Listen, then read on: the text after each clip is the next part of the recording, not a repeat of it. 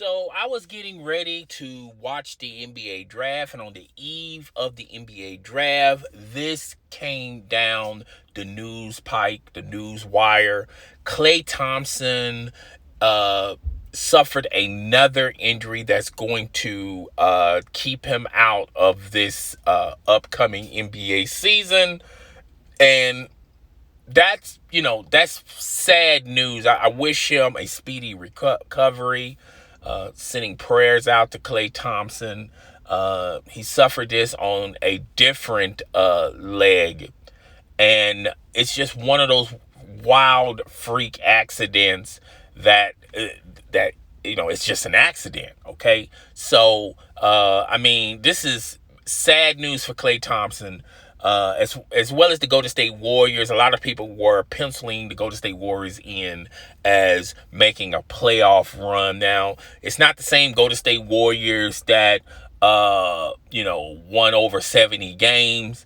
But they still have their core unit there, and people were penciling them in as probably getting one of the teams that's going to get one of the top spots, like maybe the 3 to the 5th spot, penciling them already in for the playoffs. And I feel so sad for Klay Thompson. Now, with that being said, he's going to be out for a year. And I'm telling you guys, you need to listen to the rest of this video, all right? So, he suffered another injury. So, the Golden State Warriors, they got a decision to make, okay?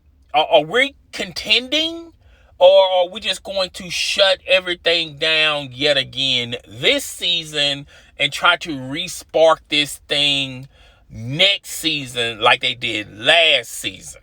Okay, so I really think that the Golden State Warriors are penciling themselves in as far as contending. All right, so you're gonna need a replacement for Klay Thompson.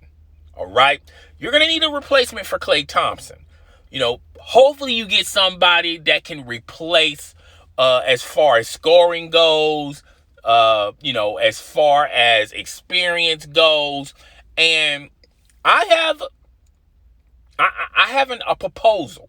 Before I tell you guys my proposal, I'm already going to just state this for the record. I'm not a capologist.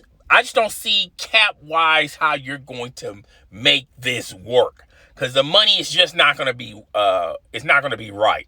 I think Steph has already signed his max.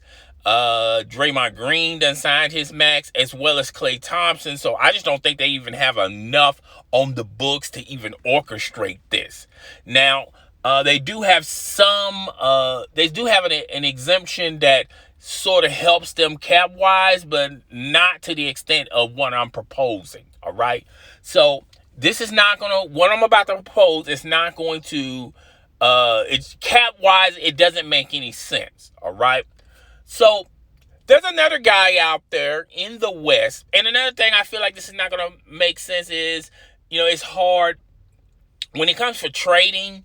A lot of Western Conference teams would want to trade their player to the East because they don't want to deal with them consistently in the West. Okay, that's another reason why I don't think this is going to work.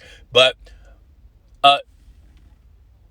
James Harden is out there and he wants to be traded away from the Houston Rockets. Obviously, the window is closed with the Houston Rockets, but when you look at the landscape and he wants to contend, he wants to go to Brooklyn. The only way I can see him going to Brooklyn is they have to make the money work. And if Kyrie Irving is not available as far as as far as trading, then I just don't know how they're gonna. Maybe they can get another team involved, but still, you're still gonna have to get Kyrie Irving's salary off the books for even it to being interesting as far as James Harden going to the Brooklyn Nets. And the same issues as far as James Harden has is going to the Nets is the same issues that's creeping its ugly head as far as James Harden going to the Golden State Warriors. Here's why I feel like this is a perfect fit. One, James Harden will flourish in Steve Kerr's offense. All right? No, James Harden's not a catch and shoot scorer. We already know that. But I feel like Steve Kerr can implement his talent to the offense. All right? So basketball-wise, Steve Kerr is the best person that can manage this to happen. Now, James Harden has to go in knowing that he's not the man in Golden State. He's going to be in almost a similar role as Kevin Durant. And I feel like James Harden can handle that and ego massage it a lot better than Kevin Durant. All right?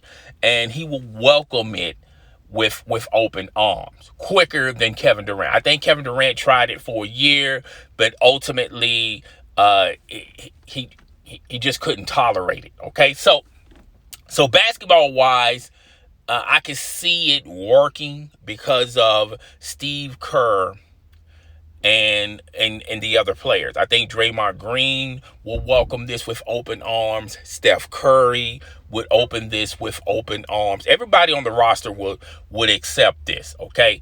The Golden State Warriors organization, they leave their egos at the door, okay? So no one thinks that they're Superman or they're better than anyone else, and I feel like everyone will welcome this with open arms. But that's not the issue to me as far as this happening, trying to happen.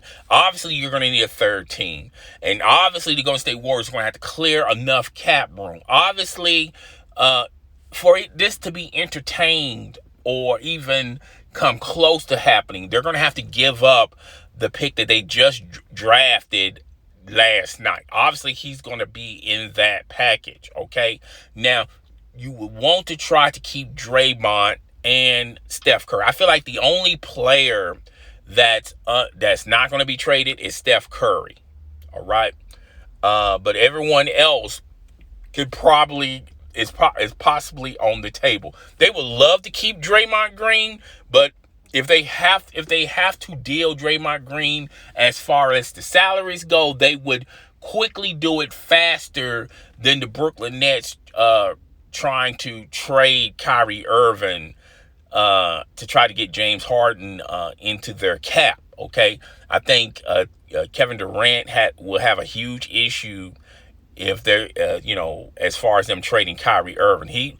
Kevin Durant wants Kyrie Irving and James Harden, and he doesn't care how they get it done. Just get it done.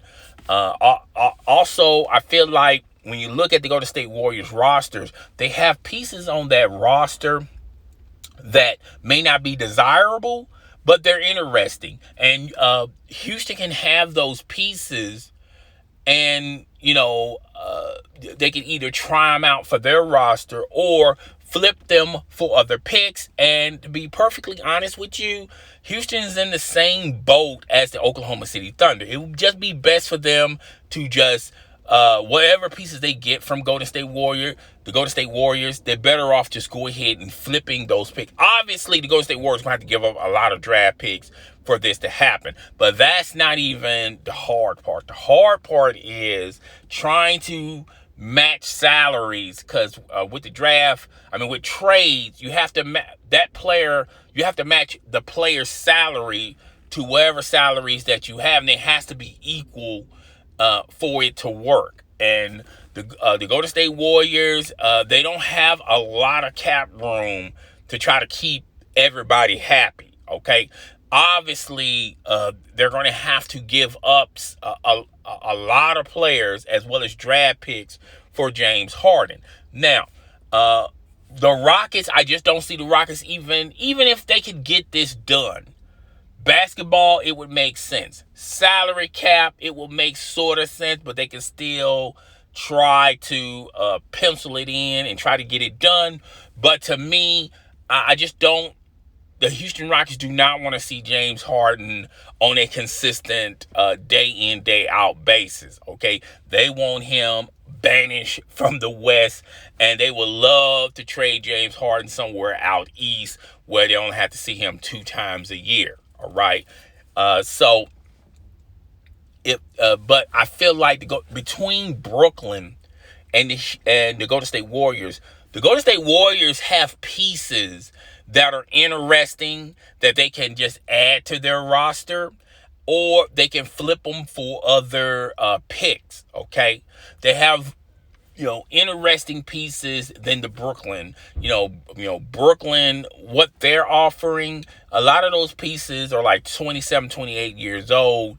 You're not going to get a real good draft pick, even if you flip those pieces.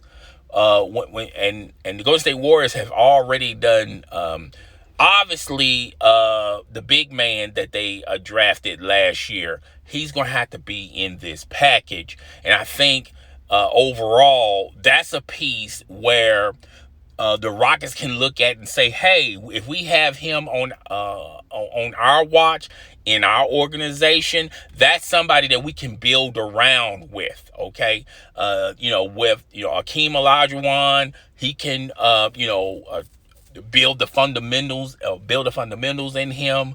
With we have a lot of time, we have a lot of resources as far as development go, and we're going to be in the lottery, so we can add more pieces around him. Okay, so that's going to be the caveat for this to even happen. But to me, the Golden State Warriors, if they want to contend, they're going to have to find somebody that will come that either can equal or somewhat equals Klay Thompson's production. Now, James Harden is not a defender. Klay Thompson is. He's a two-way player. He can play offense and he can play defense. Obviously, they would love to keep Draymond Green, and they can have Draymond Green locked in as far as defense goes. Okay, obviously they're going to have to rechange that roster and have more a traditional roster, probably having Draymond at the 3 instead of the 4 or the 5 like they used to back in their glory days, so to say. And they're going to have to have a traditional roster if you are able to keep Draymond Green. But to me, and I've stated this in countless videos, Draymond Green is a system type player. He's not one of those superstar type players that you could build around with. He's one of those players that he's so successful in the Golden State Golden State Warriors system, because you can put him in non-traditional positions, all right, which he flourished in. Okay, so now if this is to happen, obviously Steph Curry is going to play the 1. Or you can have James Harden play the 1, Steph can play the 2, either or. And, if you can still keep Draymond Green, which I think is probably going to not happen because he's also have to be dealt with in this package, you're going to need a third team to match the salaries. This is a tricky type of proposal. And like I said, going in, I just don't see it happening because like I said, I'm not a capologist. I just don't see how the numbers work. Okay. But, the Golden State Warriors are going to need someone to replace Klay Thompson. And Klay Thompson will be back the next following season. And then now you got Steph Curry, you still got James Harden, and you got Klay Thompson. Okay. So, look, this is all pie in the sky theories, okay? So I don't want anyone hit me up talking about how that's gonna work, because cap-wise, that don't make no sense. Now, talent-wise, a lot of people might jump on me about this, but talent-wise, it has the makings of working if James Harden comes in, checks his ego at the door, realizes that he's not the man, okay? And he wants to win a title. He wants a ring. And I feel like this is his best shot of getting a ring. Now, as far as him going to the Nets, I just don't see, even if he tries to force and orchestrate a trade leaving the Nets are going to have to give up a lot to make this happen, okay? And Kyrie Irving, I don't know how unless you can get a third team, and that third team is committal on giving up something for it to happen, and you still get to keep Kyrie Irving.